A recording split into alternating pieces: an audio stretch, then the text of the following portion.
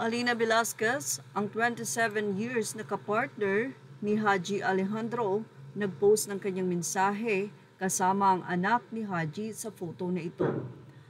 Say niya, I love you both. You are the best father and daughter team. The strength of your bond and mutual support is immeasurable. The impact you have on your audience is so strong that every show is a lasting memory. Bravo. I will miss you both being on the same stage, singing and dancing together. Rachel, remember that your dad's mighty proud of you always. He will always be there in your heart singing with you, our Angelito. Sa comment section, nagpasalamat si Rachel at sinabi nitong thank you for loving him. Ilang netizen naman mula sa post ng Fashion Police ang nagkaroon ng iba't ibang reaksyon. Medyo malamig daw ang reply ni Rachel. Say ng isa, short and meaningful nga eh. May kaibigan ako sa FB na ganyan. Mahahaba at emotional ang message. Tapos nakatag ako. I'm very shy and very private, so I'm caught between pwede naman sa teksto and not ignoring the gesture. So mga ganyan din ang sagot ni Rachel ang nagiging sagot ko.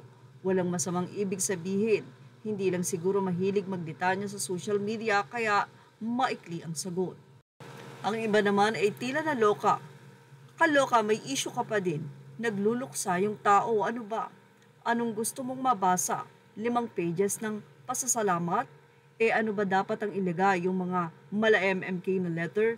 Rachel is a private person. No need ng mga paandar. Maayos naman yung reply. Huwag nang gawa ng issue. Rachel's reply might be short but very heartfelt. But at the same time, giving respect to both parties, Alina and some family members na may kahidwaan sa partner. Say naman ng isa, anong malamig dyan? Since nag-comment ka, I would assume nagbabasa ka ng chismis, etc. So dapat nabasa mo din na Rachel and Ali were the only children of Haji who reached out to Alina so she could spend the last few days with Haji. So Rachel's response is very far from cold. Eto naman ang naging komento ng isang netizen tapos pupunta sa Eastwood mag-video. Hahaha, syempre drama-rama sa hapon kung sino yung mag-post yun ang may ulterior motives.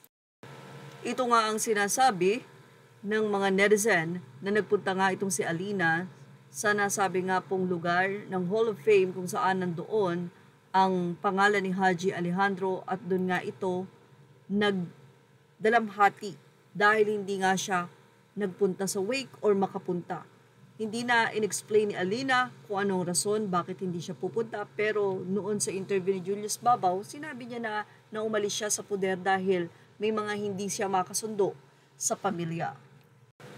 Matatandaan na inexplain din ni Rachel Alejandro na nirequest ng kanyang ama na huwag mag-post at ilihim sa social media ang kanyang pagkakasakit dahil nais nga nitong bumalik.